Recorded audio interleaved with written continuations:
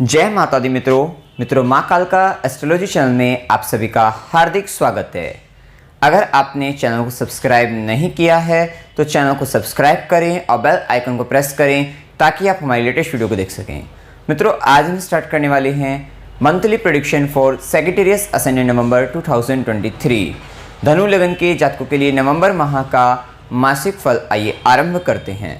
मित्रों, अगर आपकी लगन कुंडली के अंतर्गत यहाँ पर लगन में 9 नंबर लिखा हुआ है, इसका मतलब आपका धनु लगन है, जो कि एक द्विस्वाभाविक लगन है, अग्नि तत्व लगन है। विशेषतः द्विस्वाभाविक लगन होने के कारण इस लगन के जातक अथवा जातिकों में ड्युअलिटी पाई जाती है, ड्युअल नेचर पाया जाता है। ये व्यक्ति गुरु से प्रभावित होते हैं, साथ ही एक साथ 2 काम 3 काम ये आराम से बड़े शिद्दत के साथ ही व्यक्ति करते हैं।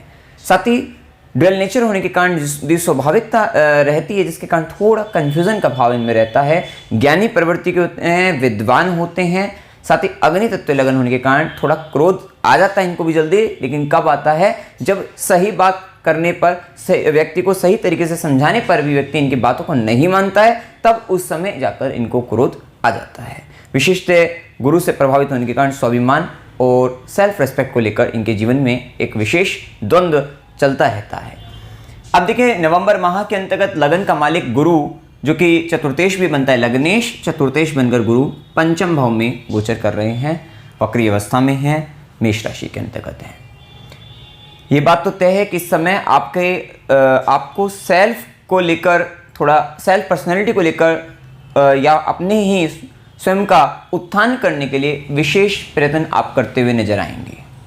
आपका ध्यान जाएगा कि अब अपनी पर्सनैलिटी में कुछ चेंजमेंट किया जाए, कुछ बदलाव लाया जाए, कुछ नया सीखा जाए, कुछ नया करा जाए। इस तरीके की तीव्र भावना अब आपके अंतर्गत जागृत होने वाली है।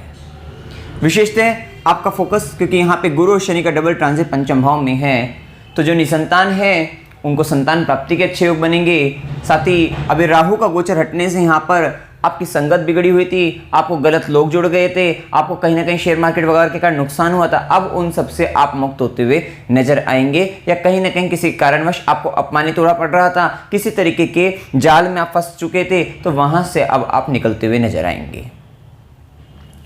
विशेषतः इस समय के अंतर्गत एजुकेशन में जो आप कंसंट्रेट नहीं कर पा रहे थे, या वैसे भी आपका जो दिमाग, अगर आप स्टूडेंट भी नहीं थे तो कहीं ना कहीं कंसंट्रेशन रिलेटेड प्रॉब्लम आपकी बहुत ज़्यादा चल रही थी, आपका ध्यान इधर उधर भटक रहा था राहु के प्रभाव के कारण। अब आप अपनी पढ़ाई में कंसंट्रेट करते हुए नजर आएंगे और अपनी पढ़ाई में अच्छे तरीके से आप आगे बढ़ते हुए नजर आएंगे। तो एजुकेशन पॉइंट ऑफ व्यू से भी अच्छा समय रहेगा। बच्चों से संबंधित बड़ी परेशानी आप फेस कर रहे थे, निसंतान है तो वो तो परेशानी कर ही रहा था, जिसके संतान है उसे भी संतान सुख में बड़ी परेशानी दिक्कतें आ रही थी, संतान कहना नहीं मान पा रही थी, और कहीं ना कहीं उसकी संगत और उसका भी गलत जगहों पर जाना, ये सारी स्थिति भी यहाँ पर देख रहे थे। विशेषतः उन सब से भी अब आप मुक्त होते हुए नजर आएंगे। ये माह कहीं ना कहीं उन सब में भी आपको आराम देता हुआ नजर आ रहा है।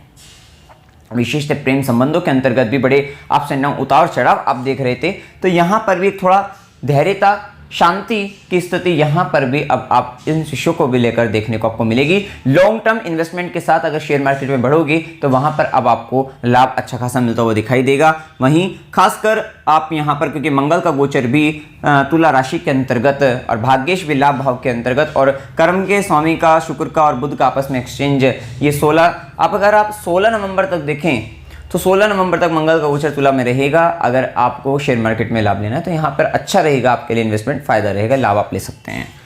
वहीं गुरु की दृष्टि और शनि की दृष्टि आपके नवम भाव पर रहेगी। विशेषतः इस समय के अंतर्गत उच्च शिक्षा अगर आपको ग्रहण करनी है, हायर एजुकेशन के लिए अगर आप जाना चाहते हैं, जा सकते हैं।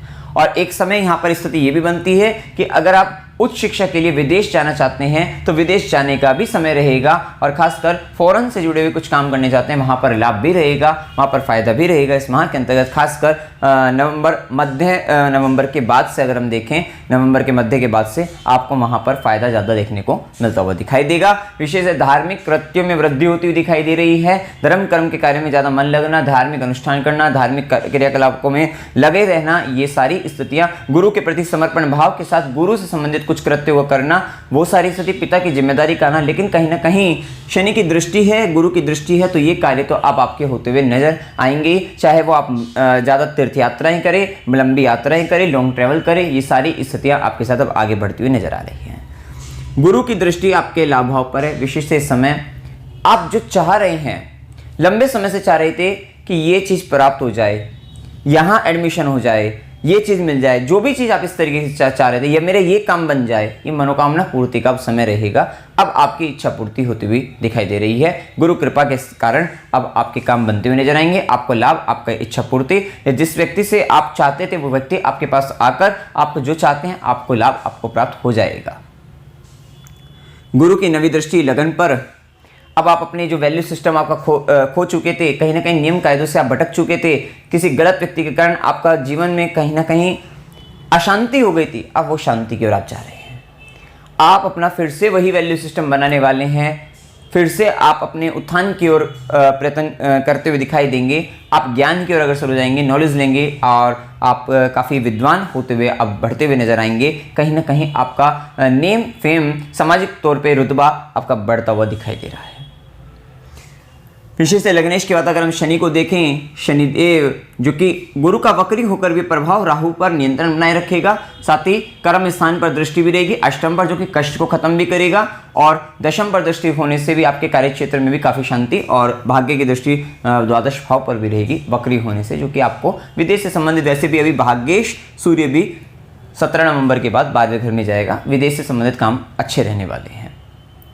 अब देखिए शनि का प्रभाव, शनि जो कि द्वितेश हैं, तृतीयेश हैं, धनेश और प्राक्रमेश बनकर पराक्रम भाव में, ये बात तो तय है कि अगर राइटिंग करना है, कम्युनिकेशन करना है, सॉफ्टवेयर रिलेटेड वर्क करना है, बहुत अच्छा समय चल रहा है। ऑनलाइन काम में जुड़ना चाहते हैं, करना चाहते हैं, अभी समय बहुत अच्छा है कि आपसे शनिदेव एक लॉन्ग टर्म के लिए या आपको पहले धीरे धीरे करके आपको सिखाएंगे, क्योंकि कुछ नया सीखने का समय है, ऑनलाइन जुड़ने का समय है, आप आगे बढ़ते हुए चले जाएंगे। इस स्थिति का आपको विशेष तौर पर ध्यान रखना है। शनिदेव यहाँ पर छोटे भाई बहनों और आस पड़ोस के व्यक्ति की विशेष जिम्मेदारी भी आपको बताते हैं। साथ ही यात्राओं का सफर सिलसिला जारी रहेगा, जो कि आपके लिए फिर लाभप्रद भी सिद्ध होंगी। और ये एक स्थिति, और थोड़ा यात्रा में थोड़ी कठिनाइयाँ भी आएंगी, कह सकते हैं, तो वो एक स्थिति देखने को आपको मिल सकती है। अगर आप लंबे समय से सोच रहे थे कि बहुत कुछ पढ़ चुके हैं, अब कुछ लिखना है, तो लिखने का बहुत अच्छा समय है। आप लिखिए, आपके लेख के द्वारा बहुत लोगों का कल्याण होगा, साथ ही आपका नेम एंड फेम भी बढ़ता हुआ नजर आएगा। ये भी एक अच्छी स्थिति रहेगी। तीसरी दृष्टि पराक्रम दृष्टि, तो ये तो बात तय है कि आप अपने संतान, ज्ञान, शिक्षा, प्रेम संबंध काफ़ी अच्छा पराक्रम करते हुए नजर आएंगे, लाभ भी आपको प्राप्त रहेगा। और शनि और गुरु का प्रभाव जैसे कि हम बता चुके हैं नवम भाव पर विशेषतः, ये भी एक अच्छी स्थिति। और वहीं शनिदेव की दशम दृष्टि कर्म दृष्टि 12वें घर पर। देखिए यहाँ पर गुरु के आश्रम में जाकर थोड़ा सेवा करिएगा, अन्यथा हॉस्पिटल इत्यादि में सेवा करिएगा, नहीं तो वहाँ पर जाना पड़ सकता है, किसी न किसी कारणवश वहाँ के चक्कर लग सकते हैं। और ये एक स्थिति, अथवा विदेश से जुड़े हुए हैं, विदेश से संबंधित कर्म करते हैं, तब फिर आपको फायदा और आपको लाभ आपको अवश्य मिलता हुआ दिखाई देगा। तो वो एक अच्छी स्थिति आपके जीवन में रहेगी। अब देखिए यहाँ पर राहु का प्रभाव जो कि चतुर्थ भाव में राहु गोचर करेंगे, वहीं केतु का प्रभाव दशम भाव में। तो राहु अब डिजायर क्रिएट करेगा, कुछ बड़ा करना है, कुछ अलग करना है, अब बहुत हो गया, क्योंकि केतु भी स्टेबिलिटी प्रॉब्लम करियर में देता है, क्योंकि वहां पर आपका ध्यान थोड़ा सा आप सोचेंगे कि भाई बहुत हो गया, अब ये सेम टाइप का वर्क करना, कुछ अलग करते हैं, कुछ नया करते हैं। तो ये, और वैसे भी राहु का प्रभाव कहीं ना कहीं स्थान परिवर्तन भी करा सकता है। विशेषतः चतुर्थ में राहु और चतुर्थ से 12वें में शनि, ये बात तय है कि ये आपका स्थान परिवर्तन कराने की भावना अब आपके अंदर डालेंगे, और एक समय बाद आपकी जैसे ही दशा लगती है तो ये गोचर आपको आपका स्थान परिवर्तन करा देगा। प्रॉपर्टी बेचना चाहेंगे तो प्रॉपर्टी भी बिकेगी, तो वो भी एक स्थिति देखने को आपको मिलेगी। और कहीं ना कहीं आप चाहेंगे कि आप कुछ बड़ा घर में जाएं, अब आप चाहेंगे कि इस घर में दम घुट रहा है, और अब कुछ बड़ा घर आप खरीदना चाहेंगे, या कोई बड़ा वाहन आप खरीदना चाहेंगे, ये भी एक स्थिति अब आपके जीवन में बनती हुई दिखाई देगी। लेकिन थोड़ा घर खरीदते समय ये ध्यान रखिएगा, वहाँ पे वास्तु दोष भी हो सकता है, थोड़ा संभल कर, क्योंकि राहु का प्रभाव है, तो वहाँ पर ऐसी स्थितियाँ मिल सकती है। विशेषतः मदर के को लेकर इमोशनल टर्बुलेंस आपके जीवन में आ सकता है, तो वहाँ पर संबंधों को सही बनाए रखने का प्रयास करना है। मदर की हेल्थ को रिलेटेड इश्यूज आ सकते हैं, तो वहाँ पर आपको ध्यान विशेषतः रखना है। अब देखिए भाग्य का स्वामी सूर्य तुला राशि के अंतर्गत 17 नवंबर तक लाभ भाव में गोचर करेगा, और लाभ भाव के स्वामी कर्म स्थान में, और कर्मेश खासकर 6 नवंबर तक का समय एक ऐसा समय है जहां पर इच्छा पूर्ति लाभ की काफी अच्छी स्थिति दिखती है कि आप जो काम करेंगे उससे आपको लाभ प्राप्त हो जाएगा, भाग्य का साथ मिल जाएगा। तो 6 नवंबर तक का समय काफी बेहतरीन है आपके लिए, तो उसको नोट करके रखिएगा आप। अब इसके बाद क्या रहेगा कि जैसे ही भाग्य का स्वामी सूर्य तुला राशि के अंतर्गत तृतीय एकादश भाव में, तो ये 17 नवंबर तक का समय रहेगा जहां पर चाचा मित्र बड़े भाई बहनों के द्वारा आपको भाग्य की प्राप्ति भी होगी। और यहां पर देखिए थोड़ा उनका स्वाभिमान भी रहेगा। आपको ऐसा लगेगा कि सपोर्ट तो मिल रहा है लेकिन कहीं ना कहीं गलती कर दी हमने उनके साथ बात करके, या उनके साथ कुछ ऐसा जो भी आप डील कर रहे हैं उनके साथ, कहीं ना कहीं आपको ऐसा लगेगा कि गलती कर दी है, क्योंकि इस भाव का स्वामी 11वें भाव का स्वामी शुक्र केतु के साथ है। तो रिलेशनशिप में थोड़ा इश्यूज तो रहेंगे लेकिन फिर भी भाग्य के साथ आपको उन्हीं के द्वारा मिलता हुआ दिखाई देगा, ये एक स्थिति रहेगी। इसके बाद देखिए यहाँ पर सूर्य का गोचर जैसे ही वृश्चिक राशि में 12वें घर में जाएगा तो ये टाइम पीरियड में थोड़ा आपको ऐसा लगेगा भाग्य का साथ नहीं मिल पा रहा है 17 नवंबर के बाद से। लेकिन अगर आपके कुछ फॉरेन से जुड़े हुए अगर आपका काम फॉरेन से जुड़ा हुआ है तो आपके लिए ये समय बहुत अच्छा जाने वाला है, आपको बहुत लाभ प्राप्त होगा, भाग्य का साथ मिलेगा। कुछ फॉरेन से अटके हुए काम थे वो काम पूरे होते नजर आएंगे, वहां पर भाग्य का साथ मिलेगा, तो वो भी एक अच्छी स्थिति आपके जीवन में रहेंगे। अगर आप डॉक्टर हैं तो आपके लिए इस टाइम बहुत अच्छा रहने वाला है, तो वो भी एक अच्छी स्थिति आपको देखने को मिलेगी। विशिष्ट है मंगल का प्रभाव अगर हम जाने तो मंगल तुला राशि के अंतर्गत रहेंगे 16 नवंबर तक, और मंगल पंचमेश हैं, द्वादशेश बनकर आपके एकादश भाव में, विशेषतः आपकी इच्छा पूर्ति अपनी एजुकेशन के थ्रू। ये टाइम पीरियड वो रहेगा कि जब आपने हो सकता है एजुकेशन ली है, ग्रेजुएशन किया है, आपको नौकरी नहीं मिली, आपको जो लाभ लेना था, इनकम करनी थी, वो इनकम जनरेट अब आपके एजुकेशन के थ्रू अब आपकी होती हुई नजर आएगी। तो 16 नवंबर तक ये टाइम बहुत अच्छा आपका रहेगा। थोड़ा ध्यान रखना कि आपको जो चाचा मित्र बड़े भाई बहन रिलेशनशिप के इशू के साथ थोड़ा झगड़ा करने से ही बचना है, वहां पर थोड़ा आदर सत्कार बढ़ा देना पड़ेगा आपको, तब जाकर आपको वहां पर लाभ अच्छा रहेगा। लेकिन हाँ, इन्वेस्टमेंट वगैरह इस माह आपके काफी देखने को मिलते हैं, खर्चे वगैरह ज्यादा देखने को मिलते हैं, वो भी एक स्थिति देखने को आपको रहेगी। वहीं मंगल की चौथी दृष्टि रहेगी आपके द्वितीय भाव पर, विशिष्ट है आप संचित धन को संचित करना, परिवार में संबंधों को मधुर बनाए रखना, उसके लिए विशेष प्रयत्नशील, थोड़ा वाणी पर ध्यान रखना है, कड़वी वाणी बोलने से आपको खासकर 16 नवंबर तक स्थिति का ध्यान रखिएगा। वहीं मंगल की सीधी दृष्टि आपके पंचम भाव पर, देखिए पंचम भाव में लग्नेश का, गुरु का, शनि का और मंगल खुद भी देख रहे हैं, तो ये बात तो तय है कि कुछ ना कुछ आपका इस भाव से संबंधित अगर दशा आपको मिल रही है तो ये संतान, ज्ञान, शिक्षा, प्रेम संबंध, इनसे संबंधित पब्लिक परफॉर्मेंस रिलेटेड कुछ ना कुछ आपका हो ही जाएगा। इससे संबंधित क्रिया मतलब कुछ ना कुछ चलता हुआ दिखाई अवश्य इस समय में देगा। अगर आप इनसे संबंधित कुछ करना चाह रहे थे तो अवश्य अब आपको सफलता मिलेगी, ये एक अच्छी स्थिति। वहीं 16 नवंबर तक मंगल की 8वीं दृष्टि आपके षष्ठम भाव पर रहेगी, तो ये बताता है कि कहीं ना कहीं इस समय में अगर आप किसी तरीके की शत्रु बाधा में तो शत्रु पर आप विजय प्राप्त कर लेंगे। किसी तरीके का कोर्ट केस वगैरह वहां पर लाभ आपका, आपके अधिकार में आपका फैसला जा सकता है, वहां पर आपको लाभ प्राप्त हो सकता है। कंपटीशन वगैरह, जॉब इंटरव्यू, वो भी आपके क्लियर होते हुए दिखाई देंगे। तो कुल मिलाकर ये स्थिति आपके लिए बहुत अच्छी फेवरेबल देखने को आपको मिलेगी। इसके बाद देखिए मंगल का प्रभाव द्वादश भाव में स्वराशि होकर गोचर करेगा, थोड़ा लड़ाई झगड़ा करने से तो तब आपको बचना है अपने पराक्रम, क्योंकि अब आप ऊर्जा का व्यय कर रहे हैं। दोनों ऊर्जा के ग्रह सूर्य भी मंगल भी आपके 12वें घर में रहेंगे 16-17 नवंबर के बाद से, तो आप देखेंगे आपका ऊर्जा का व्यय बहुत अधिक हो रहा है। वहीं सेम टाइम पर शनिदेव जो कि पराक्रम भाव में, इसका मतलब क्या रहेगा, आप देखेंगे कि मिड नवंबर के बाद से आपको काफी हार्डवर्क करना पड़ रहा है, काफी मेहनत करनी पड़ रही है, आप अपनी ऊर्जा पराक्रम ज्यादा लगा रहे हैं। अब उस ऊर्जा को आप कहां लगा रहे हैं ये आप पर निर्भर करता है, आपकी जन्म कुंडली पर, आपकी दशा पर। अगर आपकी दशा वगैरह अच्छी है, फेवरेबल चल रही है, तो आप अच्छी जगहों पर लगाकर अपने काम अपने प्रोफेशनल लाइफ में लगाएंगे, जहां से आपको भविष्य के अंतर्गत वहां पर लाभ आपको मिलता हुआ दिखाई देगा। अन्यथा आप लड़ाई झगड़ों में और इन सब चीज़ों में अगर आपने लगा दी वो एनर्जी, तो फिर कहीं ना कहीं आपके लिए फायदेमंद नहीं रहेगा।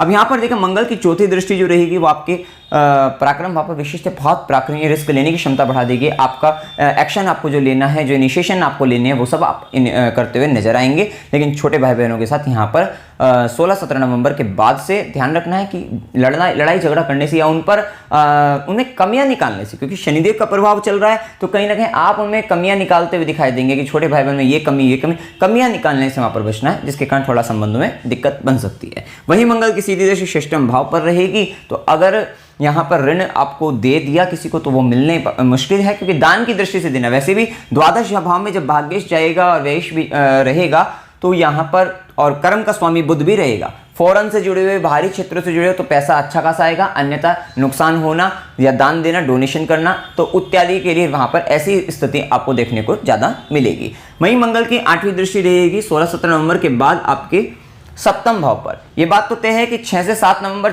जब तक बुध तुला राशि में आपके लाभ भाव में बैठा है, आपको बिजनेस में लाभ रहेगा, आपको पार्टनरशिप में अपने partner, life partner, business partner दोनों से लाभ रहेगा। लेकिन स्थिति ऐसी दिखती है कि जैसे ही 16-17 नवंबर के बाद मंगल की 8वीं दृष्टि सप्तम पर रहेगी, अब आप अपनी लाइफ पार्टनर, बिजनेस पार्टनर से भी थोड़ा सा झगड़ा करते हुए दिखाई दे सकते हैं, या पार्टनर की हेल्थ का इश्यू भी बन सकता है, क्योंकि सप्तमेश खुद बुध भी 12वें घर में जा रहा है। यहां पर स्थिति एक और दिखाई देती है कि अगर आपका संबंध पूरा काम का, बिजनेस का, व्यापार का संबंध बाहरी क्षेत्रों से, विदेशों से है, तब तो ये समय आपके लिए बहुत ही अच्छा रहेगा। तो यहां पर कोई ऐसा इश्यू आपको नहीं आएगा, लेकिन थोड़ा बहुत मंगल की 8वीं दृष्टि के कारण थोड़ा झगड़ा वगैरह ये स्थिति आपकी हो सकती है, या थोड़ा बहुत हेल्थ का इशू पार्टनर को लेकर आ सकता है, क्योंकि पार्टनर कहीं ना कहीं आपको छोड़कर दूर जा रहा है, विदेश जा रहा है, काम से जाए तो बहुत अच्छी बात है, अन्यथा वो उसकी स्वास्थ्य हानि या फिर आपको छोड़कर जा रहा है, आपको पसंद नहीं कर रहा है, वो भी एक स्थिति देखने को आपको मिल सकती है। इसके बाद देखिए बुध का प्रभाव, जैसे कि मैंने बताया, और एक बात तय है कि 6 नवंबर के बाद से आप देखेंगे कि बोलने का भी काम बहुत अधिक बढ़ जाएगा,